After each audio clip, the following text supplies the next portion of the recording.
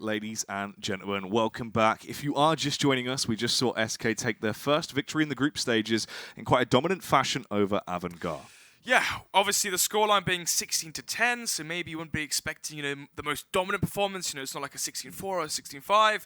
But yeah, I mean, the fact that Avangard won both pistol rounds, still only, acclaimed 10 rounds, they got to double digits, but minusing those pistol rounds onto the buy rounds is very, very heavily favoured in terms of the Brazilians. Yeah, essentially only taking 2 buy rounds there. But that is done and dusted. It's in the past, so let's move on to the present. Of course, Cloud9, your former major champions. They picked up the victory just recently ago, and then moving into CS Summit after that, it looked like things weren't quite there for them. Obviously, some upsets came through. But is this where we see them proving that it wasn't a fluke, back on top, looking to try and deal some damage here live at IEM? Yeah, definitely. I mean, for Cloud9, you've won the biggest event. Some could argue the biggest event of all time when you saw the scale of that major, the prize pool as well. We've only seen a couple $1 million majors so far. So for Cloud9, you've won the biggest tournament. Coming into these now, you had your Star Series, the CS Summit, more of a relaxed one. The tension is going to be there. They're going to be playing far looser. If there's any adjustments as well, if you saw maybe Valens, the coach, has maybe thought, okay, maybe the roles could be shifted a little bit. Yes, you just won the major, but there's always room for perfection. And maybe they made those changes coming to CS Summit. More relaxed, they could take those risks, try some new things, like maybe some new anchors on the CT side, new roles here and there. So we saw, top 4, I believe it was, at CS Summit for Cloud9, and then obviously coming to Star Series, not the best showing once again, but for me, how much can you look into it, right? You've just won the biggest event, time to cool off, relax, reset yourselves essentially, and compose yourself, because IEM Katowice is the big one. Yeah, this is where you want to try and get those wins under your belt and obviously start to begin that Grand Slam run. Try and get yourself into the rankings and get up there with teams of the likes of SK and etc. But their opponents will be Tyloo, Snods. Now, obviously for Tyloo, things have just been a little bit different. We now see their new addition coming into the fold. Believe is pronounced accurate. We're going for a bit of a gamble on that one as we're not 100%, but obviously you've got a bit of info about this guy. You've done your research. You know more so about how this is going to be going down. And how do you think this is going to affect the flow of that team? Are things looking like this should be a benefit for them? What do you think overall? I think the argument to be had right now back and forth is firepower versus experience. Okay, think about who Accurate is replacing. Bondic, now on Hellraisers. Hellraisers didn't make it to this event, but in terms of recent form, they've been showing, very good progression.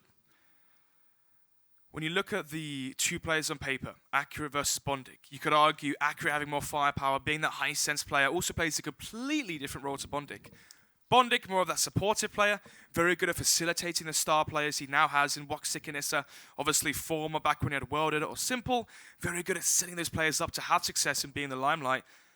Seems like he couldn't find his place on Tyloo, and they were lacking that firepower to go toe-to-toe with Tier 1 teams and players, which we saw. Star Series, they had the 2-0 versus Fnatic early on in the group stages. Obviously, subsequently following that one, 0-2 versus Renegades, 0-2 versus Heroic, and they were out in the groups. So was it a flash in the pan? Was it just that one Swiss best-of-3 upset? Potentially. But it did go down on the maps like Cobblestone, Inferno, and these are maps that are really in the map pool of Cloud9 as well. So that's the issue for me.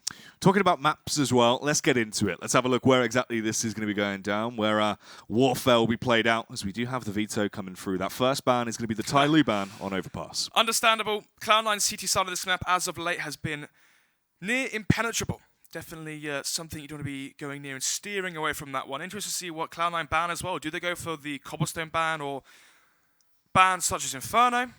Mirage as well could be one, but instead it will be the nuke ban coming out from Cloud9. Tyloo's next ban going to be interesting. So actually the Cobble ban. Respect ban, obviously. That was the map where they won 16-10 versus Fnatic at Star Series. There's no reason to give Tyloo the grounds to repeat that situation. Yeah, you don't want to take the gamble unless it's necessary, so no point there as it does come through. Moving on from that as well, there's going to be no first-class tickets being booked today, as Train has also been removed by Tyloo. Yeah, understandable really, even though you now have the shift in terms of AWPers. This is one of the things I wanted to bring up here in the preface before the game goes live, Jack, is Captain Mo. No longer going to be the primary AWP for the side of Tyloo. Also no longer the cooler as well, obviously. If you remember at the Asian minor, it was Bentech cooling, Mo was AWPing, now the addition of Accurate. Accurate's the primary AWP, very flamboyant and dynamic with the AWP. But speaking of the bans as well, Mirage ban, obviously one of Cloud9's best maps, extremely prolific on Mirage. Cashbang comes out, obviously the skill level is going to be very high on Tyloo. You have to give respect to that. You know, the high sense players, Dendy, somebody, they can rip your heads off, and especially on a map like Cash. Ooh, we may be seeing Inferno here, and we are. So, Inferno going to be on the cards, as that will be our second matchup of the day so far. And this is actually the map where Fnatic lost in overtime versus Tyloo. This could bode for some good CS here in Inferno as well. Obviously, both of these sides are going to be forced to play that very team-heavy, very oriented-focused style of CS. Inferno, I feel like potentially the best map we could have for this best of one. Definitely. In terms of even playing field, action throughout the whole of the rounds as well, we know that Cloud9 are very strong at running the double op setup on this map. Actually, watching back the major demos versus FaZe, one of the big things for Cloud9 was their utility usage. They were so good at using smokes, especially Molotovs as well, with 30 seconds left, 40 seconds left. They're always able to force FaZe into these awkward scenarios where they're pushing smokes with, you know, only a few seconds left into the rounds. So for me, this still goes in favor of Cloud9, but I don't know, 69, I'd say. Obviously, depending on pistols, I usually think 16-10, 69, but obviously, pistols could change that. What do you reckon, Jack? Who are you leading into? I feel like there is room for an upset potential from Tyloo, but I'm still unsure because obviously the changes were accurate. I feel like if anything, it could be a benefit for them. bondik, definitely a player to watch. Obviously, we know he can be a bit of a beast in the gym. We saw that ourselves at the Asia Minor. Oh gosh, yeah, trying to use the machines that were broken, wasn't he? It was very interesting. But obviously, that's the fact that he can be quite a powerful player. But replaced with accurate, it allows things to fall back into place a little bit more. Obviously, some structure there. It just depends for me if things have settled in quickly enough. And now coming into this event, how well will they display as a 5?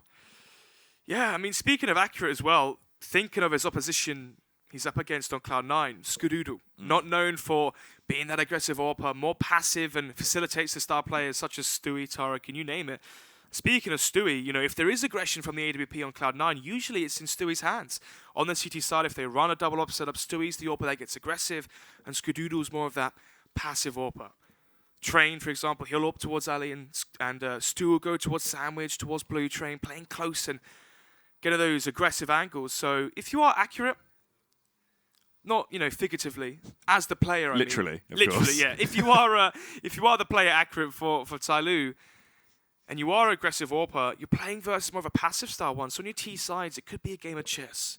Where's Skadoodle going to be perched up? Where is he going to be entrenched? Is it going to be towards Arch? Is it going to be towards B? Can Accurate get aggressive and find entries across the map elsewhere? But what if they're playing chess boxing? Skadoodle uppercuts him. Chess box? I don't know. Skadoodle's a tall guy. I reckon Accurate's a bit shorter. I think the uppercuts come from Accurate. It's true. I think it's more the jabs. Yeah, it would be. He's got the reach. That's what it's about. But let's see if they've got the reach to get into this one, as we will be starting shortly. The 9th round is underway to decide those sides, and then we'll be getting in and delving into our action here over on Inferno, as it should be an exciting matchup, Snots. Definitely should be. And it will be Cloud9 claiming the 9th round of victory, Jack, so they're going to be opting to start on the CT side, I would presume. And now for Tyloo. In terms of keys to victory to try and accumulate this upset, pistol rounds are pivotal, especially on Inferno. Nitro released an interview after Star Series on HTV, and he said, CT side Inferno is a testament to your CT side utility usage. How good are you at saving utility towards Banana? Can you, deploy those smokes with 15, 30 seconds left and make those awkward scenarios for the T side? Are you great at utilizing your Molotovs as well to prevent rushes and prevent the setups in terms of executions from Tyloo? But let's see, as the game will be going live and we head straight into it, Jack. Let's see, Tyloo hot after the upset versus Fnatic on this map. Obviously, they then went on to lose 0-2 to Heroic, 0-2 as well to Renegades to go out in the groups of Star Series. Can they have a resurgence into IEM Katowice and start the day hot with the upset versus Cloud9? Well, let's take a bite into this one and get it started. Tyloo, hot off the presses, want to go thick and fast in towards the B site, it seems, as the charge will be led by somebody on the entry. Tags up automatic with the first few tags, but Stewie, with a beautiful bludgeon there, fires back through, takes down somebody. Flashbang peek from automatic as well, could be successful, but DD had other ideas in mind. Skadoodle with a headshot back on towards DD. It's a bloodbath towards this B site. VN10, the last man left standing. Pistol whips him with a Glock, but he's still going to find 2 more CTs as things start to slow down. This round is feasible here for VN10, but as I say that, goes for the crouch peek, loses out the duel versus rush. Bomb was planted though, so a consolation, what? $800 per player has been injected into the bank balance here across the board for Tyloo. So now we can see the scenario where they save into round number 2, Jack. They buy into round number 3, and they could have the better buy into that first buy round as well. I mean, typically, you're buying your FAMASs, your SMGs into the second round. Heading into round number 3, Tyloo will have AKs potentially versus the SMGs from Cloud9. The only cause for concern here for the Chinese team, or, you know, Singapore as well for BNT and Accurate, but the cause for concern is what happens if Cloud9 have 5 players staying alive and the SMGs rack up all that cash into the buy rounds, Cloud9 win that one, and suddenly they have an abundance of economy to work with. Going into their CT side, they're going to have so many tools at their disposal. Spread fairly fit into this one as well, as it appears with the setup they're going for. No real utility, but it seems like they do want to try and go for that apps burst towards the A site. Just lurking as well, waiting to see if there was going to be any flank from the rear. Captain Mo would have been the one in charge of that Taric setup. MP9, this should just be an absolute fiesta with a weapon. Just really get himself some cash flow and put him into a good position. 1 minute and 20 left on the clock as they take that control, but they have been spotted. The read is there. Not only have they been spotted towards apps, Jack, you can see the aggression towards Banana. Stewie2K now has the position towards top of Banana. Jump spotting that one. He has earned information towards B. Skadoodle finding the first frag as well versus the unarmored Accurate. And that may be foreshadowing, Jack, the eventual duel we have with the snipers later on. Oh, Automatic as well, just waiting for the right time to peek as him and Taric will try and deal some damage. They find those frags fairly successfully. There's only 2 casualties as Skadoodle and Automatic go down, but that's not too bad. You maximize the cash flow on the SMGs, you get yourself into a pretty good position, and you pick up the round. So Tyloo now, as it looks like they want to go for a technical pause as there has been a slight issue. 3 players surviving for Cloud9.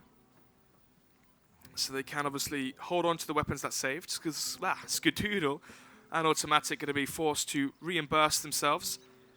Invest into the M4 already. So for Tyloo, the buy will come out, as I said before, into round number 3. AK is coming into the foreground. It looked like there was a bit of a struggle there for Stewie to get the lid off his little shaker. Oh, He was really putting the effort into it. I didn't see. I was looking at the other monitor, mate. I was looking at the money, looking at all the boring. I was focusing on the important things, mate. Yeah, I was looking at the boring stuff. But back to the boring stuff. Obviously, for Tyloo, buying into round number 3, how much is that Capri Sun? No, he just stabbed it with a... You know what the worst thing about Capri Suns is? You know when you stab your way through and it goes all the way to the back? Oh, and it leaks everywhere. The straw, it's not good. I think it was beef jerky. Really? Yeah, that's what it looked like. Is that what he chews on? You know he's always chewing Oh, on no, something. I remember from the Asian Miner now. He's always chewing on something. Yeah, there was something. Huh. Well. Interesting. It's being passed along, is it? Is it? There's more. No, that's Sinners. Oh, okay. Must have been like inverted in-ears or some issue with that. Anyway, what was I talking about before? Yeah. Going into the first buy round into round number 3, Tyloo, in terms of cash, it's going to be diminished. It's going to be low. Utility is going to be scarce for the T side, and their options are therefore going to be limited. They can't go for these long, drawn-out defaults where they can put pressure towards B, put pressure towards middle, force Cloud9 back onto the sites, cause them to lack information, then you can set up your executions upon that or make your mid-round call depending on what the setup is from Cloud9. Instead, if you've only got 2 or 3 smokes or a lack of Molotovs, it's hard to go for that big execute. If you lack flashbangs as well, it's going to be very easy for an AWPer or the CT side holding angles to wreak havoc against yourself. Well, it seems like the issue has been sorted and we're going to be getting back into the action here as we continue on with this best of 1 between Cloud9 and Tyloo. Cloud9 obviously with 2 rounds in the bank. Let's see if Tyloo can now start to switch things up and come back in strong as they look to defy them with the AK buy coming through. Well, HE's thrown out towards mid, already doing about, 80 damage aggregately across the board to 2 of the players from Tyloo. And they're going to be meeting that artillery fire back with aggression with these AKs as they make their way up mid. Talking about Inferno as well, obviously towards bottom Banana, instantly with a double Molotov, that utility usage coming through as it just slows them down so much, tunnels them towards mid. Look how much damage has been done from HE's alone into this round. Entry from somebody in towards pit onto Taric. As he jumps up balcony, coming in towards pit position as they march their way up quad. But look at the retaliation from Cloud9 as they come in from Banana, but it's Rush. He might be getting Rush, but he isn't going to take a second to go down as he gets the first frag. BNTech will fire it back through onto him. It's just the Automatic. And Stewie left now, trying to work together as a unit. Stewie on the first peek. Biente is covering the angle, so he needs to be ready for him to try and execute with the AK. Spots the head, but couldn't quite tap it down. Waits for the correct time to peek as well. They have one flash. That's the only utility they have, so they need to peek together and work round. Accurate has been eliminated, but there's somebody firing back through. Biente can trade for his teammate as well, and Tyloo get the round. 2-1. Skadoodle with the initial frag. Early damage as well. Tags down the players from Tyloo. But as soon as Skadoodle goes down, somebody with the incredible entry is well onto Tarek as he catches him trying to leave balcony, drops off balcony, trying to go back in towards pit side. Obviously somebody hearing the sound cue as the jump being made, pounces on Tarek when he was unexpecting it, and nets themselves the entries towards the A side. And Tyloo in the 2 versus 3 don't let it slip when they had the player advantage. Now for Cloud9, it's a bare bones buy. Shotgun for Skadoodle, UMP, 2 CZs, M4 as well. They have the defuse kit, but only going to be 1 Molotov to work with and 3 smokes. So in terms of utility, Tyloo have a massive advantage into this one. Making their play here once again as they set themselves up towards mid. Wait and see if there's going to be any aggression coming through from Cloud9. In terms of the buy as well, they're restricted in range. It's just a UMP and an M4. Skadoodle does don the Mag 7 though. So let's see if he can make a little bit of a show for us with his shotgun. Contact play up mid. Could be a flashbang in the hands here from Cloud9 as they anticipating the peak and the slow concept play come from Tyloo. They know there's going to be no up onto Skadoodle. They can walk up arch uncontested and try and wrap around the pistols and the Mag 7s. Skadoodle though, if he finds a frag on Biente, it would be huge. That would have been the bomb down on the ground. Biente with the double entry rush as well, unable to stop the push, as they'll be eliminated in seconds. They've worked their way back through. Once again, found a gap in the defense towards the A site and run away with it.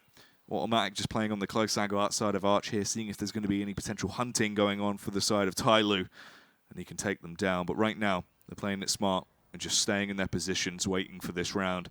They don't want to risk losing anything. So we are going to see an equalised scoreline, 2-2, as the bomb will eventually expire. Automatic playing for those exit frags and consolation kills, maybe going to try and get his hands on a weapon if someone does come in his general direction. But now, 2-2, 2 players surviving, as they are going to have $2,000-ish across the board for Cloud9. So there should be a free round essentially for Tyloo. 2-2 now going into round number 5. Money is going to be scarce for Cloud9. Only 2 players saving, so only 2 players able to invest into Kevlar. Stewie has good utility though, Jack, so we could be seeing some aggression towards Banana if they can smoke the end or maybe go for a late Banana take. Obviously, try and force Tyloo up Banana, smoke the bottom, go for a flashbang and quarantine Tyloo behind that smoke and rush them down with pistols. But as it seems though we're seeing more of a default coming out here. Stewie is towards B though with the UMP and grenades.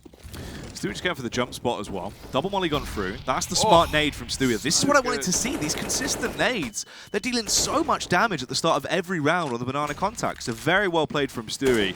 And maximizes the use of that one as he goes for the push round as well. Stewie doubles it up, finds a frag from the back of it as he takes down Biente and gets away. Boost towards CT as well from Stewie. He is onto low HP. Can play the elevated angle, hoping that Tyloo don't check it. Don't expect it. Try and find a second frag with that UMP and baits the peak as well from Automatic. And look at this play here from Cloud9. Stewie is low, has the CZ, because he drops the UMP over to the full HP player on Automatic. Has Kevlar as well, and Tyloo will walk into the trap of Cloud9.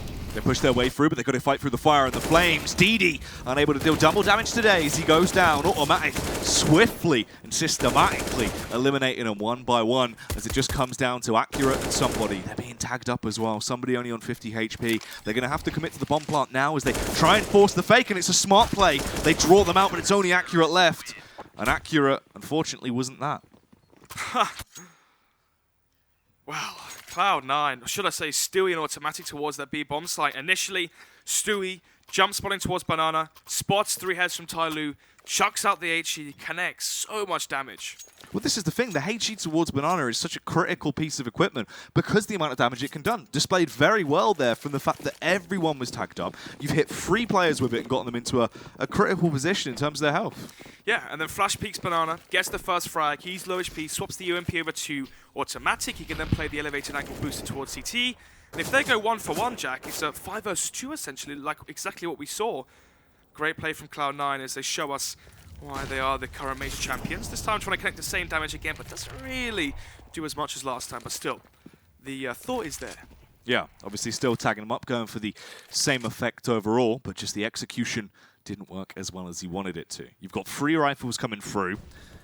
They're going to need to be some artists with their AKs, though, if they want to find success on the entry this time around. Bientet as well, having a listen to see if he can gain ever further information towards the site, as the smoke will go down to force them down as they push through it, but they're just being tagged up. They can't push together as a unit. They're deciding whether or not they want to go for it. They're caught in between everything. And you can see, second-guessing themselves does not work out well. Just Bientet remaining with 22 HP as he's trapped. 4 players from that side of Cloud9 have rotated over. They have a Molotov in their kit as well, but it's going to be the HE that deals the damage as Tariq bowls it through and knocks him down. 4-2 then, as we now head into round number 7.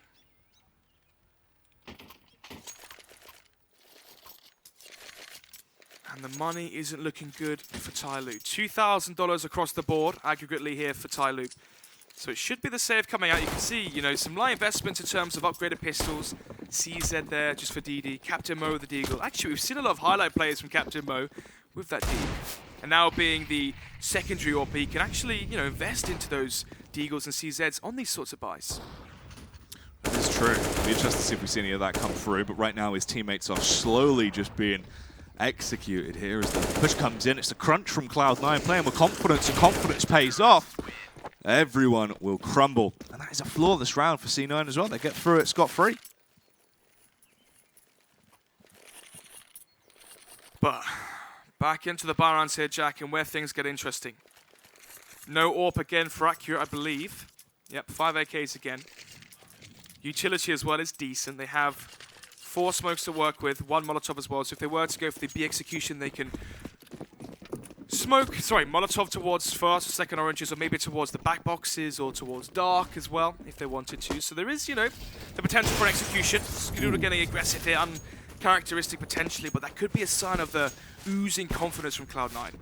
Yeah, you wonder if that's come back to bite him there as well. Obviously, they get the read from the back of it, as he will have to fall through. So once again, Tyloo on the aggro as they start to tiptoe their way towards the safe site. They found success. They have actually been able to execute fairly effective takes towards A. It just depends if they're going to be able to do it once again now. 4 players towards the A site here from Cloud9. Stewie boosted up towards the wall at top of Banana. Means he has early information, can spot out all the players from Tyloo if they do make their way towards B. Allows for the extra rotation now from Automatic in towards the A site. As they want to try and go for this play. Accurate with a tactical turtleneck. He's ready to try and find these frags, but let's see if they'll gift him an opportunity. It's cold here in Poland, mate. Minus 17, I believe it was last night, so gotta be respecting the turtleneck, but let's see as they turtle in towards middle and they walk into the blender. Yeah, it's too little too late. Their shell's been broken as they've started to be punished. Oh, Rush as well with a ferocity on display. Finds that frag. Bientet and DD, they've got to rotate all the way around to B. It needs to be now, but there's a man there waiting for him. If there's a silver lining here for Tyloo, it's the fact that there's no Molotov or smoke for Stewie, just a flashbang to work with as he plays towards Coffin. I tell you what, he has got those snods. An AK in his hands, and he knows how to spray, but this time, he isn't going to find success. He goes down. Bientet with the first entry as the bomb is planted. Bomb planted for Coffin. No players towards Banana here for Tyloo, so the bomb not being in the best scenario here for Tyloo, but it all comes down to Bientet towards Ruin. Yeah, Bientet just needs to find these kills as the push comes around. Flashbang to blind him. He wasn't playing anti-flash. The peek from Automatic as he bounded around, but he didn't really clear the angle. Allows Bientet that frag. He's going to try and do to them what they did to him. Give them a taste of their own medicine. As Skadoodle, he's forced into an awkward scenario. He's missing the shots into this one. It's Whiff City right now as he cannot connect them. But luckily Rush can. Finds the first headshot. Brings it back into a 1v1. Skadoodle with the angle. He needs to land the shot. Jumps on the bomb. If Bientet doesn't face, he'll get the round. But he finds it. Connects the headshot. Barely, though, in the nick of time as he was able to re-peek. Skadoodle, what was going on there? Yeah, I mean, he landed a tag on the player towards Dark, but apart from that, uncharacteristic misses from Skadoodle. And I will give Tyloo a chance back into this one. Obviously, a 4 versus 2. Stewie gives up the B-bomb site in the retake as well. I mean, usually when you plant towards Coffin, you're expecting a after plant position towards Banana, you can jiggle around those positions, you can bait from Cubby and whatnot, but instead towards Ruin, Bent in front of the frag early on to set up that 2 versus 2. It's so effective, though. I mean, this really does allude to what you were saying earlier, the fact that utility usage is key on Inferno. Double Molotov consistently, they burn so much time off the clock, they get the read, but Stewie, just with a timing, unfortunately unable to really get the benefit off of that one. Molotov as well towards the top of Banana here from Tyloo, so they can try and warden off Stewie's ADBP as they can gain control towards top Banana. And now you can see they have control towards top of Banana. They've forced Cloud9 back on towards the site. They should resituate themselves back towards mid now, Jack, and take mid control. Leave one player alone towards B. That's going to be Captain Mo. Take mid control and leave Cloud9 guessing as to where Tyloo will eventually going to commit. Yeah, that's all you need to do. You've done the hard part. C9 have been very effective being able to keep full Banana control into the majority of these rounds, as it is a push towards the A, but it seems like they're going to try and coax them into a snafu, Snods. Ruse them a little bit. Double AWP setup as well from Cloud9. I think we forgot to mention early on. Obviously, versus FaZe at Atlanta. That was the set player that really divided themselves between that star-studded roster. As the smoke comes in, another uncharacteristic miss here, but lands a second shot. Yeah, Stewie backs it up, the peek from somebody as well, as Automatic just sprays his way through, and the support from his brother in arms is deadly. As everyone goes down, there's the response from Stewie. As Captain Mo is just left alive at 36 HP, the smoke's the only thing that's keeping him alive right now, as he's shrouded and hidden. He can stay alive, but it won't be for long. Time's going to tick down. At least they'll give him the additional bonus. They're not going to wait and play with him, toy with their food, and then kill him after time.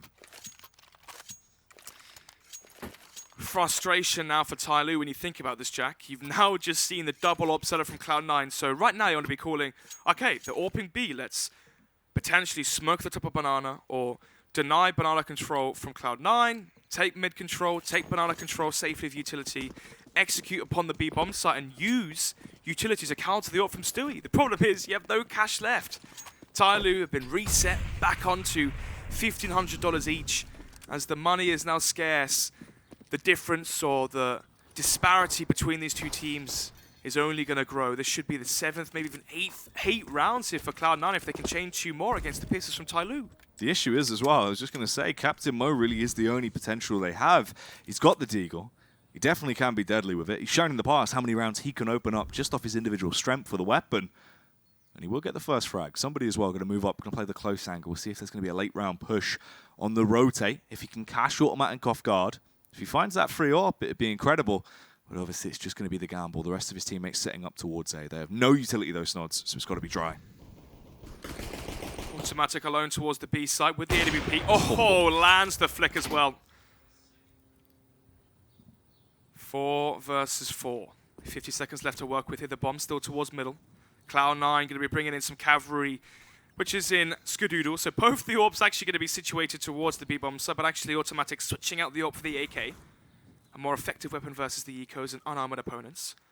But that does leave Arch completely bare as Tyloo try and exploit the over-rotation from Cloud9 as they make their way towards Archway and they wrap towards the A site. Yeah, they're going to go for this commit towards the A play. The only thing is, it's going to be Tarek and Rush, both with the M4s that just have so much range to play with. It's going to be easy. They funnel them through as well. The first 2 go down to Tarek. They've got site control at least, but the bomb isn't there. The bomb crumpled away with the rest of the teammates. Tarek's doing it all on his lonesome.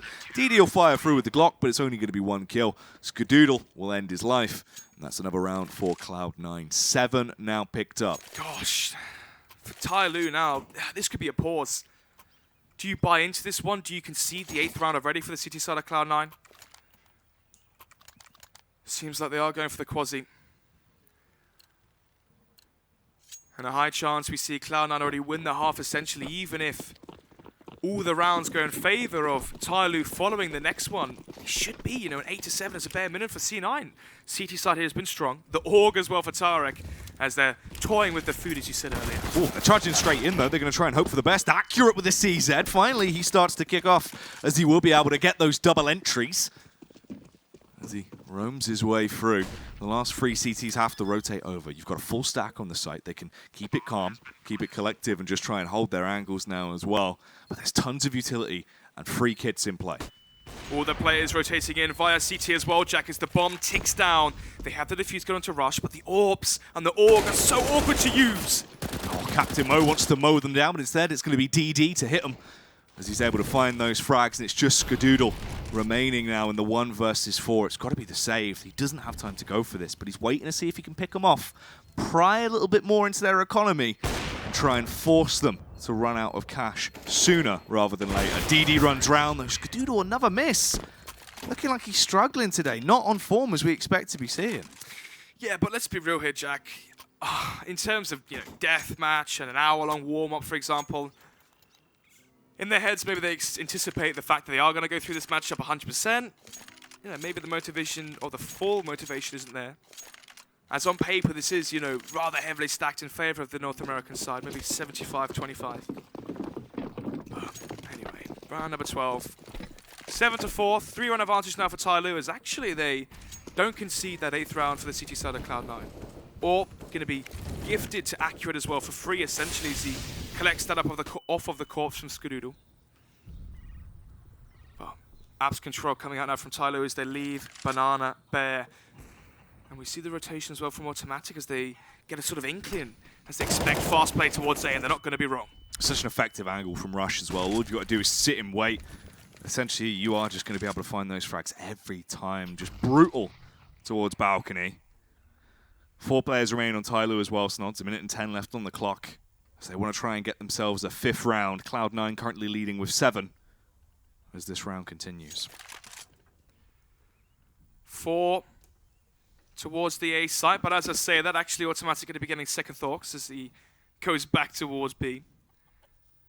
Skadoodle has early mid control as well with the AWP. Hasn't conceded that just yet. In terms of utility as well as the smoke. Dishes out, 40 seconds left. Going to be repositioning back towards Library, but that gave a second for Captain Mo to realize this. That's the thing. He heard so much audio there because of the repositioning coming through. He was so close, and this is the all-out warfare as well. Just grouped up, try and hit him where it hurts, work together as a unit. Skadoodle finally comes into effect with the AWP as well. Lands the first, and he continues the damage. Double kill coming out. It's just on Captain Mo. Not today, as Skadoodle gets free. And there you have it. 8 now for Cloud9. 8-4 going forward into round number 13 as well. And we see the same storyline again, Jack. Just like SK versus Avangard. Tyloo win a round, instantly reset. And now in terms of money, they're going to be forcing into this one. But a tactical timeout being called, and it is 1 of 4, so 3 are still remaining for Tyloo. I like that feature, actually. Even got the it does look nice. Timer as well. It does look nice. It's cute. It's quite cute, yeah. Anyway. So just to discuss this, for Cloud9, you can see, usually when you do stack 4 towards the A site in terms of being that rotate player on the B bomb side, obviously it seems like Stewie is the anchor. Automatic is the rotator, coming in and helping Skadoodle towards Arch. And usually it would be Banana control taken by the CT side. They leave one player deep Banana, or with an AWP, for example, towards Banana, that has early information. And that way the player can rotate Arch, that being Automatic. And then if something happens towards B, he has time to rotate back in before the Ts make it on towards the B side. Surprising as well for C9 is they leave Stewie alone towards B, even though they have no presence towards Banana. No early information, they take that gamble, and it seems like the inclination, the instinctive rotations from Automatic have been almost perfect so far. It's round number 13 though, Snods, as we continue on with this one. Cloud9's defenses look very effective so far. They've been able to counter what Tyloo have thrown at them. Let's see if they can find something out here. Let's see indeed. 5 players coming in towards middle here from Tyloo. The 4 spy is going to be a scrappy buy at that. Deagle there for Captain Mo. We know how prolific and effective he can be with that Deagle in his hands. CZ for the captain now of this Tyloo side as Bentep being the cooler, and he's going to try and lead by example with that CZ. Accurate as well, the AWP. But they haven't really given much room to him. I mean, with the AWP, he is towards mid. Going to be holding for the flank as well towards Banana. Probably going to be lining up the flashbang as well as he is towards Vietnam currently. Flashbang being primed. Molotov goes out towards B, trying to see if they can deny any CT aggression if it comes at the right time from C9. But now from Tyloo as the contact play comes ready, as they make their mark in towards A. Skadoodle, pixel sniffing as he holds the close angle, waiting to try and find the flicks. Gets the first, flies through the fire and the blindness, rather, as he is fighting like Daredevil, Snods. He doesn't need no vision as the push comes round. The flashbang out as well as they want to try and continue on with this onslaught, even though they're a man down. Tarek needs to be ready, but Accurate was incredibly fast on the ferocity being displayed. Somebody as well from the sidelines swipes against Skadoodle. Captain Mo comes in to remove Rush, and it's just Automatic and Stewie left, and they are miles away from the action. Going to be forced into a save. They can't do it. Tyloo do get around off the back of the pause. And there you have it, 8-5. That's such a great smoke from somebody in towards apartments. You saw the smoke allows for the player to jump out apartments, go in towards the hay barrel, peek in towards the site. You saw how bemused and confused that player was on default, thinking, how on earth a player is out quad when my teammate's holding it from apps? How on earth is the player at apartments when I have a player on balcony? Instead, the smoke shrouds the vision just enough to allow for a player to jump on the hay barrels, doesn't overface towards balcony and give position for Rush to see him, and opens up that site in a very effective manner. Cloud9 are left wondering how on earth Tyloo managed to conjure that one up, but it will be 8-5, so going forward now for Tyloo, have they done enough to force an eco potentially for C9, or if it is a force buy coming out from the American side, how weak is their buy going to be? Yeah, that is true, and more so as well for me, it's just, can Tyloo actually get these back-to-back now? We've seen them have these moments of, you know, greatness. They're going to be able to get some stuff going. You can see they start to get their stride working, and then Cloud9 come back through with a reset. Will this be one of those being repeated once more into this round? Early aggression towards Banana coming in deep. If we see those HEs come through, it could stunt the push, but it's the double Molotov, and Captain Mo is going to be the one scorched and left fairly unhappy with the early opener of this round. Banana control now in the favor of Cloud9. Smoke as well at the bottom. Do they have any nades to work with? So Stewie still has a smoke, but it looks like it's not going to matter, Jack. Yeah, it doesn't matter. Captain Mo runs back through. He's able to find that early frag, but they do find both of the kills. They double peek towards it. Accurate and Bientet, they find those kills. They can now take B site control if they want. They've got 1 minute and 10 seconds as well. They have the lurk onto somebody. Somebody can take the 1 versus 1 out towards the A bomb sites. Just rushed alone towards A, playing the single box cubby. Alone with the UMP as they make their march back up through middle. A minute left on the clock as they revert towards the A site. They can combine from apartments and quad, and it's all down to Rush to hold the site. He's got to spray his way through him with that SMG, but the close range combat will not go in his favor. Taken down as he gets uppercutted there by DD. Site control taken. Tyloo in the driving seat. Tyloo are looking sharp on Inferno. When we look back at the bans as well, obviously, Tyloo banning such as Overpass and Mirage, very strong maps for Cloud9. Cobble being banned out for Cloud9, and obviously Cobble is one of the maps in the map pool for C9, but so is Inferno, so pick your poison at that point. Tyloo obviously having a upset performance versus Fnatic on both Cobble and Inferno, so we know it's going to come down to one of those two maps. And C9 obviously felt more comfortable on Inferno, that being the match where they gained their status as Major Champions. We could all cast our minds back to that one. But 8-6 now. As we go into the final round of the first half here, Jack, Tyloo with a resurgence into the latter portions of this map. Obviously, they were 7-3 down at one point, and now we're starting to see some consistency come out from the Chinese and international squad. Yeah, obviously looking a little bit like Tyloo at first. Then they started to get their heads together, and it's been on the up and up ever since, actually dealing damage. They've got a full buyer to work with as well, so at least they finally have the tools of their trade that are necessary to continue on into this. Round number 15. Let's see if they can get one closer to equalizing this scoreline as we get into the final round of the first half. Oh, dunk grenade for a third time, even fourth time now from Stewie towards Banana. Nearly 100 points of damage dealt across the board there for Tyloo from that 1 HE. What's been working so far for Tyloo? If we can have a think here, look at the drawing board. It's been somebody lurking towards apartments. Towards the A site, opening that site up. Obviously, we had the crazy 2 versus 4 from Tyloo when they were down 7-3 to begin the momentum they've had now in the latter portion of this first half. But ever since then, somebody towards apartment has been the catalyst for victory and success for Tyloo. But this time they're taking the chances, it seems, towards Banana. 55 seconds left as they are getting into position here, potentially to line up some grenades. But they've shown no presence towards the A bomb site, Jack. You can see now Skadoodle, the Arch player, playing in towards Speedway, is closer rotation towards the B site. But now Tyloo pinning their grenades, marching and stepping ever closer towards B. Stewie only armed with a fat mass to hold the site. He's trying to keep them blind and keep the advantage towards them. Automatic with the first though, off the MP9 spray. Oh, DD as well, fights back through. That is a crisp shot. A great connection there to take down Stewie. Skadoodle trying to be elevated up, and he elevates Cloud9 in the round as he gets a double kill as well. Just decimates the opposition on the site, falling now into a 3 versus 2. Bomb was planted though, and you can see it's planted towards Banana. Accurate here with the AWP, playing such a good position for the bomb, and that might be enough to turn the tides here. DD though, Snods. He's a bit of a marksman. You give him a rifle, he's going to run rampant, but he goes down. The MP9 from Automatic was too much to handle. It's all inaccurate with the AWP, but will he get the upper hand in this one? Unfortunately not. Rush has rushed him down. The defuse comes through. That's going to be a 9-6 half. Cloud9 taking the lead. Tough call there from Accurate in that scenario, obviously. Do you play towards Banana or do you play the cubby with the AWP? You take that first shot. It gets quite awkward into that scenario when you go for the reface. But 9-6, Cloud9 on 9 rounds. Interested to see how this one does eventually concede, but we'll find out shortly, Jack, after a short break.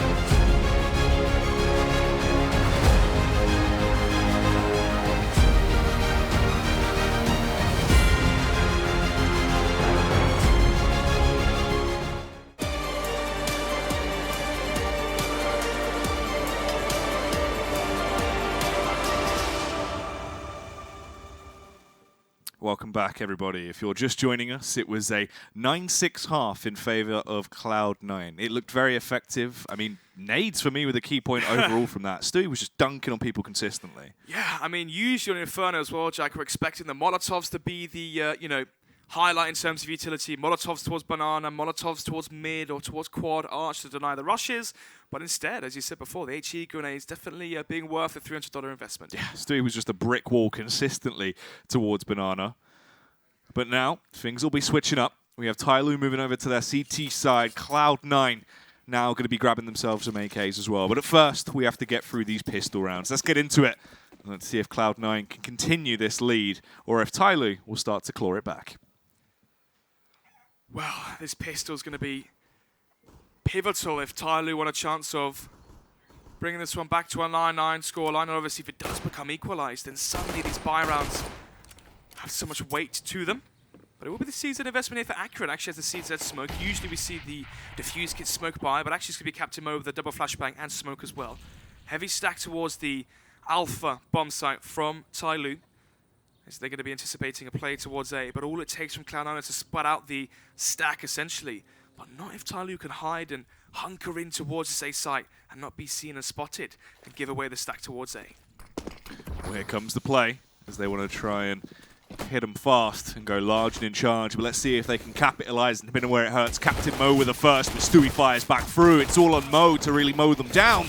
DD comes back into effect though, trade for trade, but Mo's got free, and he's going to be looking for a fourth. BNTet to support as well. 50 seconds left on the clock, automatic. The only troublesome terrorist alive and kicking.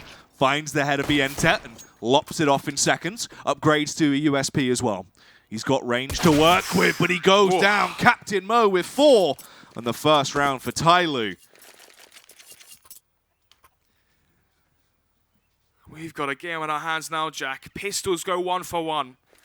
Bomb not being planted as well for Cloud9, which means this can definitely set up the narrative of the 9-9 scoreline. Typically, if the bomb's planted, as we saw in the first half, the Ts can save one round. They have the AK buy into the next one, but instead, if Cloud9 lose the force by Jack, we see a 9-8 scoreline. They're forced onto an eco, and that could set up the 9-9 scoreline. But tags coming with a scout. Actually, is that? Yeah, there was the a double, Kalat comes through. Yeah.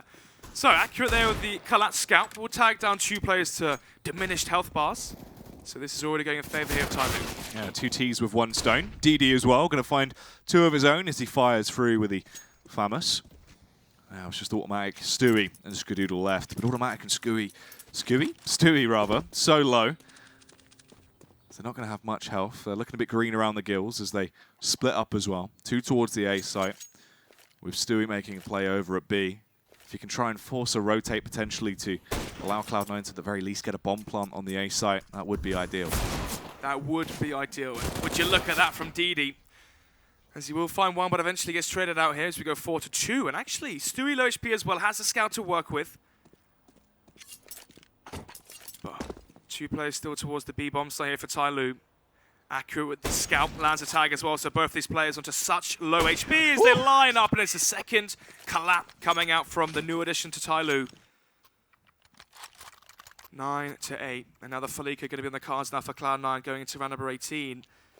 This is going to be intense, Jack, going into the buy rounds here if we do see the equalized scoreline.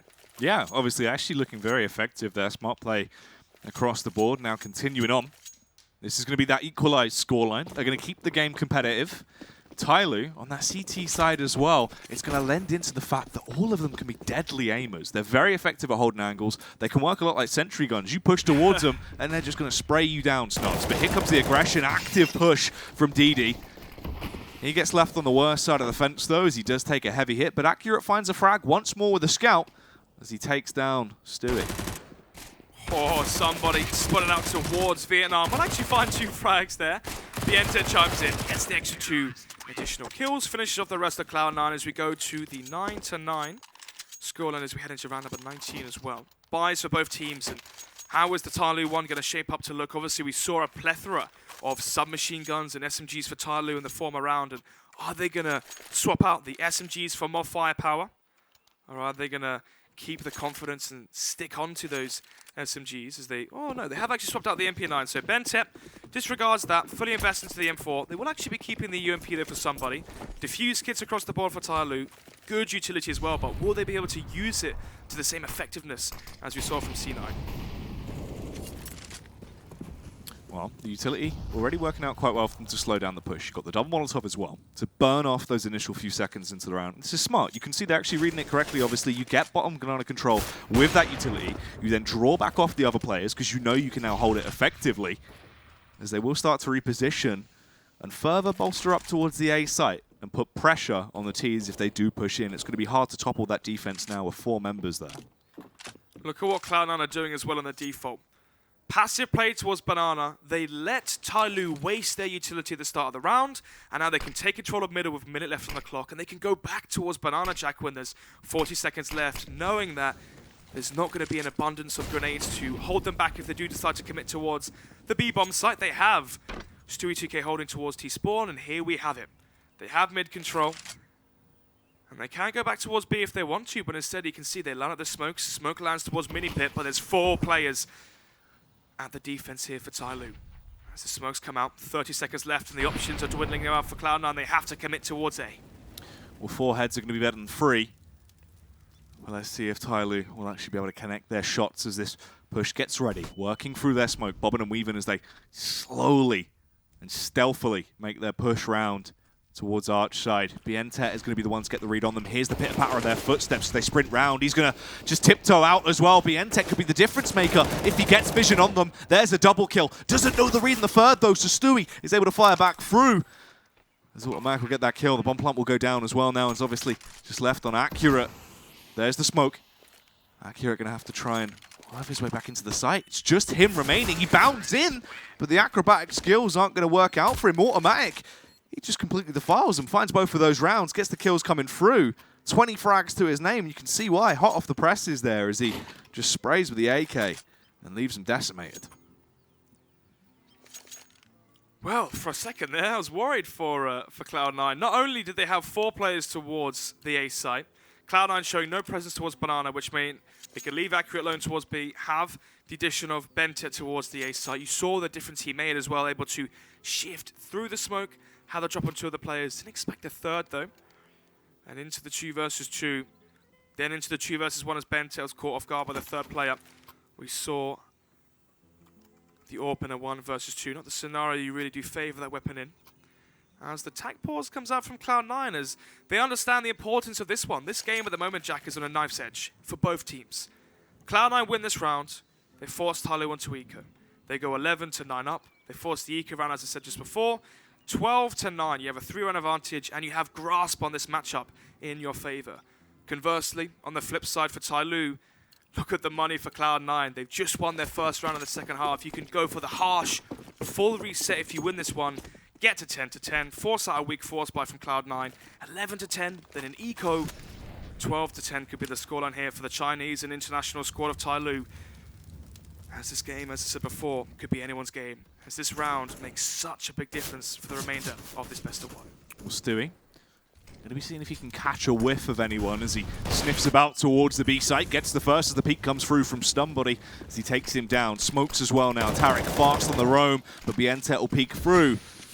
Execute him with the M4, but he wants more. He's hungry for these frags. He has rotating support coming through as well. Stewie, elevated angle, but he misses the shot, but Skadoodle doesn't miss with the AK. Takes him down. Accurate is there. He's on the scene, but the Galil was too much as he gets overpowered by Rush, and the site has been taken. They don't have to commit to the plant just yet, though. They know they've got a minute to work with. No reason to be a man down. You can wait a second. Automatic now with a plant. You're in good positions here. You've just got to wait for the push to come towards you if Tyloo even want to try and gamble or go for this. Captain Mo is miles away. Cash isn't great. It's got to be the save. Wow. Let's look at the money here as well for Tyloo. They're going to have the 1,400 round loss bonus now as they... Oh, sorry. Actually, they lost the last round, didn't they? 1,900 round loss bonus. So what's that? 2,200 now for Captain Mo. So 2,250. So they can afford a FAMAS. So what's that? 2 M4s, a FAMAS can be dropped over by Captain Mo. DD can drop over a UMP as well. We could be seeing a shotgun or a UMP from another player potentially, or a CZ maybe. So Tyloo can have a decent buy. I say decent because they have 3 rifles. There will be a massive and distinct lack of utility as well here for the CT side. And well, if there's anything we've learned so far, Jack, CT side Inferno, lack of utility, doesn't really bode too well here for Tyloo. Yeah, that's not going to be too great. Obviously, as well, it's the fact that even though when they have had that utility, C9 have been playing it very smart. They know, obviously, when to push, when not to. They know to run down that clock on the early few seconds of the round to not get tagged up and lose the edge by the nades that Tyloo have been using. This time around, they don't even have the option to do that, Snods. It's just going to be 2 smokes. You've got 1 Molotov, a HE, and a flash is all they've got between all 5 members of the Tyloo squad. Well, bit of an awkward buy here from Tyloo, or lack of buy, should I say, is surprisingly, they save around the 2 rifles. As we see DD towards pit with one of the M4s, Captain Mo as well towards the A site with the second M4, so the idea behind that is you have both of the rifles together, Obviously, if Cloud9 go towards the B site, you save the 2 rifles. If Cloud9 go towards the A site, you have the best possible defense towards the A site with the 2 rifles you've saved. So there is a method behind that. As Cloud9 go for the mid take, but no one here, no resistance shown by Tyloo as they concede mid control. And now as they make their way back towards the B bomb site, could just be a ruse, a fake towards B, try and see if they can force some over rotations here from Tyloo. Yeah, trying to lampoon them essentially. Captain Mo though with a peek through, but boiler control has been held. An automatic will be able to repair that one. Finds the first frag, takes down Captain Mo. Falls to the 4 members of Tyloo now that are spread very thin. It's only going to be DD towards the A site, and Stewie will be looking on the hunt. Oh, strikes as well. Swift with the AK. Dominance coming through as the A site has been claimed. They can plant, move themselves into effective angles. Cloud9 looking like they're going to get themselves 12 rounds now on the board. Both AKs taken out of the equation instantly. Obviously now for Tyloo, play for exit frags, try and not really diminish the economy for Cloud9 because the money's going to be soaring. They've won a few rounds in a row now and effectively, but try and find some exit frags and maybe salvage a weapon into the next round, Jack, because if they can save onto an AK, that relieves them of buying into an M4. They can use that money into utility, which obviously saves so much cash, and having extra utility in Inferno CT side is pivotal if you want to hold on to these sites. But Cloud9 not going to be making the overstep as the bomb does eventually expire. 12 to 9, and the storyline and the scoreline I predicted here, I said, if one of those teams win, we should be seeing 12 for the one that finds that victory, and we do indeed. As we head into round number 22, the buy's going to come out there for Tyloo on their CT side, a FAMAS for DD. Smoke HE grenade as well. 4 rifles and a distinct lack of orbs. As we only see one onto if we only see one onto Skadoodle on that T side. For Skadoodle as well. Let's see if he can actually try and get some early entries into this one. Try and open things up a little bit. Quite bold. Straight towards mid as well. Bomb on his back as he will try and find these initial frags, but Cloud9, they're on the hunt. They're feeling aggressive as a push will be coming through, developing towards the B bomb site. There's the Molotov as well. Somebody smoked down to try and get time off the clock if possible. Force them back as much as he can. They're still a heavy restricted in terms of utility. They don't have a nade over there. They've got no Molotovs. And they're running out of smokes as well.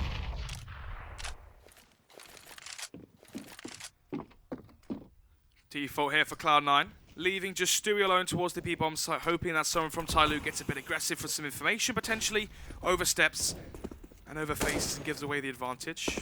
Mid-control and mid-presence shown now by Cloud9 towards the A site, so they can leave Automatic here. Obviously, we know Automatic loves to be in that lurk position. Very good, very versatile, buys lonesome, very strong as an individual. As they make their way back towards the speed bomb site here, Jack. 45 seconds left. Somebody, no utility. Bent it, has a smoke, and if he deploys at the right time, oh, there's a gap in it. Can they try to exploit that? I'm not sure. This is awkward now for Cloud9. That smoke's going to fade, Jack, with 25 seconds left.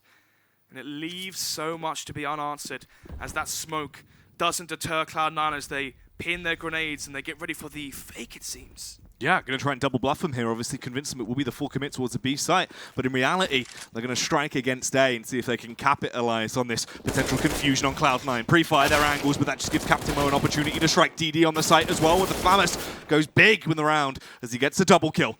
Falls down to just 2 remaining terrorists, but Skadoodle aids Tarek as the bomb is down. They can now fall into some advantageous angles. Skadoodle playing towards pit, has the AWP as well. Got to be wary of a position towards apartments. But 2 versus 2. No defuse kit here for the CT side as they take the long route around apartments, Jack. There simply might not be enough time anymore. Yeah, this could be a struggle as the push comes through. They don't have a kit. You need to go. It has to be now. They can't dilly-dally. These shenanigans have caused them to lose the round. Skadoodle as well, as he just peels their lips back, Snods, flipping and flipping as he finds those frags. A hat-trick for him. And Cloud9, 13 rounds picked up. Yeah, poor judgment there from somebody. Obviously, we saw how incredible he was towards apartments on the T side. With no defuse kit, goes for the shift walk all the way through apartments from second mid. Simply took too long. Bent had to wait for what seemed like ages towards quad for his teammate to back him up in that situation. Leaving no room for error, no time on the clock as well to get the defuse in. As now we'll go 13-9 as the peak comes towards Banana. Yeah, it doesn't work out though, obviously. Ran the risk, hoping to see if Captain Mo can get the early entries. If there is going to be anyone on the pistol rounds that can actually find that advantage, it would be Big Man Mo himself, but instead he's been taken down. As right now Cloud9 just slow it. All they need to do is hold their angles, wait for any potential pushes. They know they've got the advantage in terms of the range here. If a peak comes through, they're just going to finesse them out. Minute 15 left on the clock. Cloud9 obviously having the one player advantage from Captain Mo's face to the top of Banana.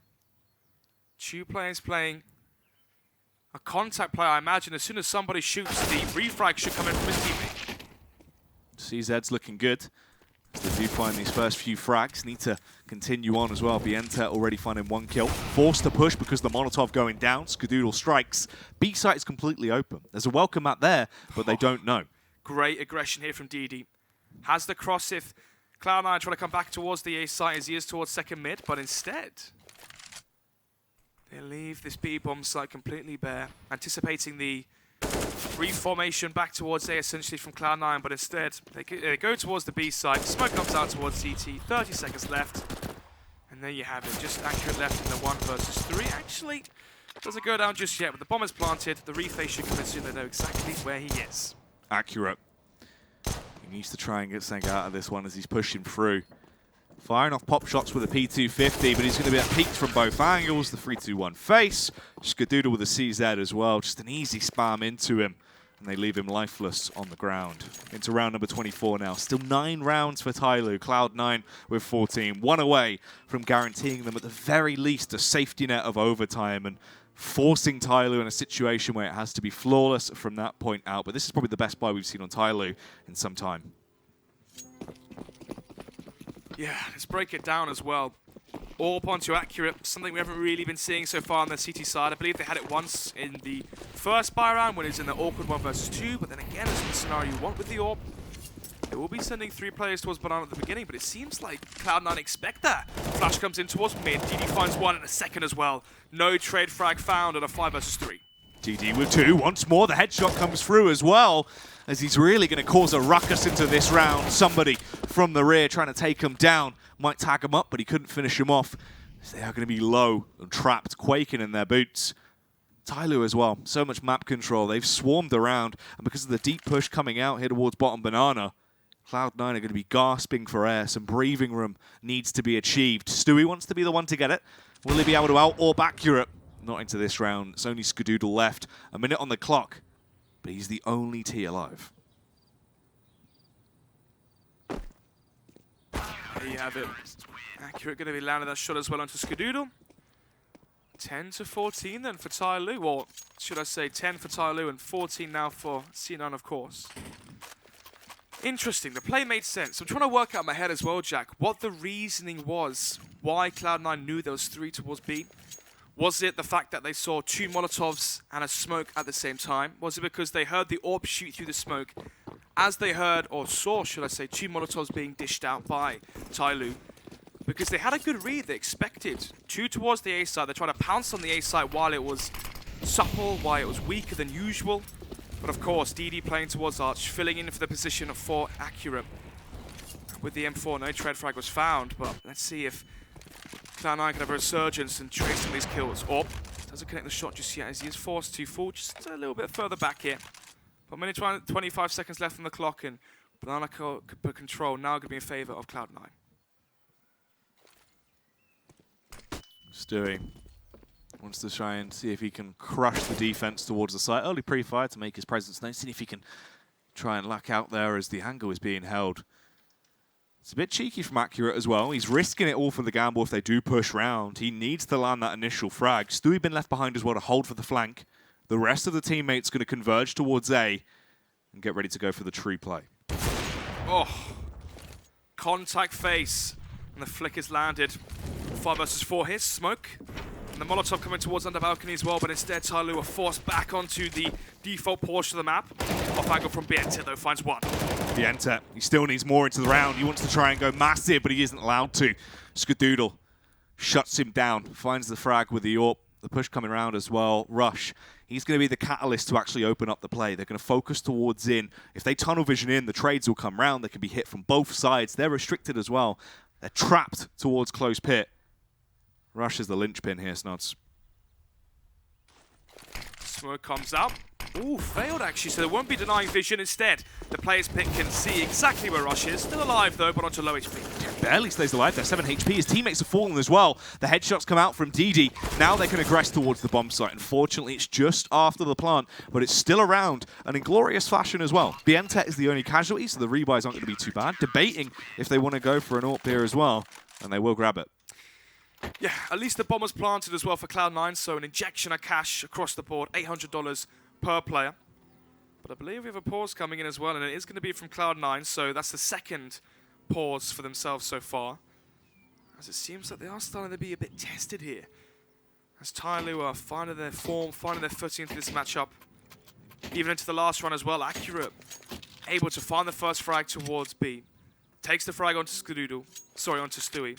They know that there's no more players towards Banana, expecting the hit towards the A side. They can rotate the extra player over. 4 players towards the A side from Tyloo. Failed smoke from Rush as well, which gives all the information to the players in pit. So now for Cloud9, do they go for the force buy with the $4,000, $3,000-ish across the side of their economy, or do they go for the quasi buy and potentially concede this one as well, Jack? Because if it goes 14 to 12, it could only be one buy round that separates these two teams. And this one does go down to the wire. Storming their way up towards A. Tons of flashbangs. It looks like they might just try and go for the Campbell. Accurate as he finds that shot. That is brutal. Backing off as well. Hungry for more, but Stewie with the CZ will be able to bring him down to a critical condition and then finish him off on the site. It's DD lying in wait to try and strike and dismember them. Captain Mo as well, assaulting them. One by one, they crumble. And they will find that round. As Tyloo pick it up. Getting ever closer now as well to actually getting back into an equal situation. Round 27, 12 rounds on the board for Tyloo. Cloud9 still with 14, but they get another buyout. Yeah, what do Cloud9 need to do here? Obviously, they know Accurate plays aggressive towards Banana with the AWP. Do you have Skadoodle station up there? Maybe play passive, hope that Accurate gets aggressive and walks into his scope. Do they try and pounce on the orb from Accurate? Do they go for a Banana control into a B execution, smoke CT, smoke coffin, Molotovs to emo, back boxes, flashbangs to render the orb useless? Do they try and exploit the orbs from Tyloo? But right now, Jack, I'm not sure if Cloud9 are going to be anticipating a double orb setup from Tyloo. It's the first time we've seen it so far on the CT side. Actually, already see spot 2 players. Accurate the first, but a fast trade. Yeah, Captain Mo is able to trade it back though, Snod. So it's a 4 versus 3. The battle of attrition is going in their favor. And they can play these more defensive angles as well. They can back off, try and play for trades. Skadoodle. Looks like Tarek and him want to try and go for something cheeky, but they're struggling. They can't quite get it down. Finally, they get on top of each other's heads, but it's too little too late. And he's been striked upon. Captain Mo. Dire scenes now from Cloud9 into this round. 2 versus 4. As into round number 27. I've got a minute left on the clock to work with. Bomb still towards middle. Tarek with the AWP as well and the AK for Stewie. Right now for Cloud9, they have to essentially bet on over faces from Tyloo. You can see they're going to go for the concept play now. As long as Tyloo hold and play entrenched into their positions onto the site, you can see they can play off contact. They have the crossfire from pit on towards the site. They can peek off contact, or they can overface Jack and give away the potential of the 13th here for Tyloo. Push their way on the site, but they don't spot out DD. He gets the first frag. He gets Tarek low as well and is able to actually clean him out, takes him down. They saved the AWPs. They're still able to run the double AWP setup for completely free. 13 rounds on the board for Tyloo. They are 1 away from equalizing and getting themselves into a very good position. Yeah, and the reason I said this is only 1 buy run separating these two teams, Jack, is look at the buy going to be coming out from Cloud9. Yes, it's 2 rounds, but only one of them are going to be backed behind a full set of Arsenal, AWPs, utility, and whatnot. On to the round loss bonus. They're going to go for the quasi-buy investment. CZ's, Kevlar, strong utility as well. You can see they're going in towards second mid. Most likely going to be an apartments burst on towards the A side if they can rush down and pounce on towards the A players. All it takes from Tyloo, though, is good positions on the site. Playing behind the boxes on default, playing towards mini pit, playing far back so they can't get rushed over. Cloud9 set themselves up. As they do want to go for a classic take towards the A site. Use the smokes, use the flashbangs, block off line of sight, make it harder for Tyloo. Restrict the vision, force them to have to play angles that don't quite complement the style of CS they want to run. They get onto the site. Captamo's only finding tags. He can't actually convert this into a frag just yet, but he does get one. Takes down Rush. Stewie fires back through the P250. If he goes for the play to recover the weapon, he should fall short. As DD's able to stay alive for so long, he's just taking fights all over the Gaff Snods as he finds these headshots. Stewie takes him down, but the pistols are reigning supreme, and you've armed Stewie with a free M4. This could be match point, but it all comes down to Stewie. He's got a 3K into the round. He's looking for 4. Somebody creeps up. He just needs to get close. Stewie doesn't know of his location just yet. A game of peekaboo, and somebody comes out on top. 14 rounds apiece. This is close. 14-14. It can't get any closer than this one, Jack, as we go into round number 29, the championship round, essentially. Even though this is only the best of one, Jack, but this sets up the remainder of the groups. Remember, this is the best of one that leads into the GSL best of 3 format. And you want to be having the best seeding essentially going into that, because top of the group, straight into semi-finals, third, second, into the quarters. These early best of ones, Jack, are where the upset traps are laid, essentially. Teams like Avantgarde, Tyloo, Heroic and whatnot are going to have a field day across these sorts of scenarios. This is the thing. If you want to upset, it needed to be in the best of one. Come in strong. You had to be hot off the press. Cloud9 starting to slow down. They need to reinvigorate themselves, Snods. Get their heads together, buck their ideas up, and deal some damage. But into this round, it's somebody with the entry, as he finds a ferocious pick with the AWP there. Cloud9 trying to fight fire with fire, essentially, as they flash through the banana smoke. Obviously, one of the strats we saw from Tyloo on their T side. Every single time the smoke was fading from C9, they'll flash through it, catching Automatic and Stewie off guard as they try their own set play. But the flash will actually force somebody to fall back on towards this B-bomb site. But a man deficit now for Cloud9, and how do they recalibrate themselves in this deficit scenario? Early smoke thrown out for Tyloo, so maybe if we see smokes thrown too early, potentially from Tyloo, Cloud9 can come back towards the B site if they anticipate a, well, lack of utility, essentially, from the players on B from Tyloo. But let's see. Smoke being deployed towards Minipit, and Jack, as soon as the early smoke comes out from Tyloo, look at the instant reaction from Cloud9. They send a fake towards the A site, they try and sell a ruse, and now they're waiting patiently for these smokes to fade towards B before they pounce and take the B site as their all. Bientep going to be playing anti-flash, listening out for audio cues as well. Somebody, he's going to be the one on the listen. They flick round so he isn't blind. The first frag goes the way of Skadoodle, but there's Bientep to just fire down from above and reign supreme with a hailstorm of bullets. Oh, here you have it as well, accurate with the AWP. Fast rotation in towards Ruin. Trying to see if he can turn this into the 3 versus 1, but doesn't want to overface and overstep and give the advantage back into C9. Flashbang peek there, accurate. Scoping in, trying to clear these angles. It's a 3 versus 2, but they have to work together like a well-oiled machine. They need to just try and cut them down at this round. Skadoodle, he isn't peeking. He was just waiting for them to come towards him as he invites them in. Gets the first 2. It's all on accurate. Oh, Laps the no-scope. Skadoodle keeps them alive as they grab match point. And our lifeline's been thrown out to C9. Skadoodle with the 1 versus 3. You can see the composure in his face as well. Acts like nothing just happened. And there you have it. Match point now for Cloud9. Heartbreaking scenario for Tyloo, as, of course, is going to warrant the pause. And already, that is the 3rd pause now being used from Cloud9. Instantly off the back of that, you get yourself into this situation where at the very least you've got a safety net, but it's smart to see they're going to slow it down, talk about what they can adapt from this. And what can they change? I mean, you saw, as soon as Tyloo dish out that last smoke towards B, with a minute left on the clock, instant reaction and a very good reaction from Cloud9, as expected when we saw that smoke deployed. 1 match point. And of course, with how dominant the latter portions have been of the CT side for Tyloo, they have the cash to fully invest into this round. Well, let's say fully invest, Jack. They are lacking the AWP here for accurate. Yeah, that's the thing. And Stars, we've been seeing them run that double up setup as much as possible because the economy has allowed it. They can't invest that much into it because they physically don't have the funds. Well, think about how strong the AWPs were as well. First frag in the last round found towards Banana from somebody. And this time they're lacking the full abundance of firepower that is possible. As we go into round number 30, Cloud9 are going to try to get the job done in 30 rounds and try to get to 16 and not have the stress and pressure of overtime once that does occur. But banana control conceded here early for Tyloo.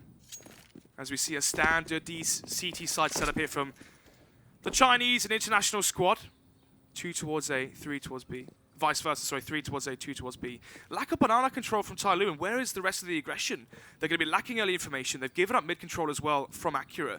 They have no idea where Cloud9 are. It's very easy now for C9 to sell a fake onto Tyloo. You add on the pressure as well of the fact this is the round number 30. You factor in the fact that Tyloo have no early info towards banana or towards mid. A simple smoke, flash, Molotov could be enough to over-rotate Tyloo and give Cloud9 their 16th. Well, without those big green guns in commission, let's see if it's going to be the downfall of Tyloo. Accurate, up close and personal.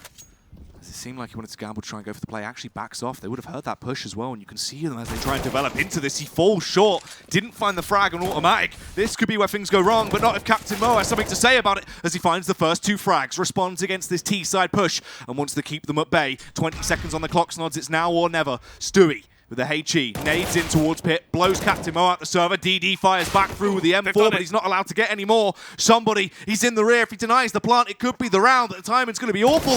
Arrives on the scene, but Snooey snaps his neck. 16-14, Cloud9 take the win, the full 30 rounds. They love to tease us, but they will take it. Exactly. Look at the relief and the smiles coming out from Cloud9. Obviously, this isn't the major final. I know we're hyping up a lot, but this is a big difference when you go into the best of 3s. You want to have the best possible seeding.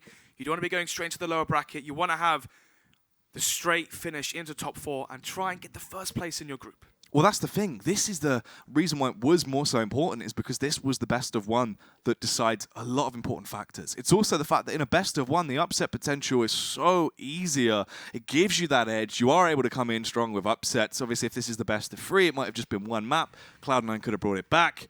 But it isn't going to go that way. C9 do get it back in the end there. Stewie able to clutch it out towards the end. And more so for me, that round from Skadoodle was just the difference maker. Without that, it was over. Yeah, I mean, that was poised to be a 15-15 or 15-14 in favor of Tyloo. Who knows, you know, if they had 2 AWPs into round number 30, maybe that was going to be the 16-14 upset in favor of Tyloo. But obviously, experience shows the caliber of players on Cloud9 as they get the job done when they needed to. And when push came to shove, Skadoodle, 1 versus 3, got match point, and obviously following that, the lack of AWPs. And I said it on the cast as well, you saw the lack of aggression, map control, information gathered by Tyloo. They were basically just allowing Cloud9 to walk all over them. Yeah, it's true. The fact is as well, it would have been interesting because C9's economy was actually very low at that point, and they lost all of their members. So it would have been a full buy, obviously, coming back through. They got the bomb plant, so at least it would have made it a little bit easier for them, but they would have been restricted. There would have been loss of utility, so it would have been quite hard actually continuing on from that point. So Skadoodle, not only to get that round, but to literally try and keep them alive in general. Yeah, I mean, you can see from the faces of Cloud9, it's not really a massive win for themselves. Also, if we use the I don't want to say form, but you know, early on into the matchup, lots of whiffs coming out from C9. You can tell this isn't as if they've come into this one, you know, DMing for hours and, you know, up sharp and early at 9 AM, you know, just for your hour of deathmatch on the server. Instead, they came into this one already anticipating the victory, thought it was going to be rather easy. So, yeah, I mean, they got the job done. Obviously, the round difference may cause a factor if things go, you know, equalized later on to the groups, but so far, all good. Yeah, a win's a win. They got it under their belt as they were actually able to find success. But no, I do agree with you there, obviously. In the early few rounds of the game, it seemed like Skadoodle wasn't quite on form. Towards the end, transitioned to more of what we expect to see, being able to find those frags with the AWP. Stewie, for me, though, definitely had to be one of the more important factors overall for C9. He really might have, you know, not had the most frags in terms of damage, but for the early damage he was doing each round, he was consistently getting people low. It's true, especially the early portions of the game. Obviously, one of the big reasons that they got to the 9-6 scoreline. But we'll see. Upsets have been close. Obviously, the next game, Order versus FaZe. Is there going to be upset potential? I'm not quite too sure. Obviously, we know that Tyloo are very good at getting those best of 1 upsets in. But we'll find out shortly after Hugo and Harry take the next games after this short break.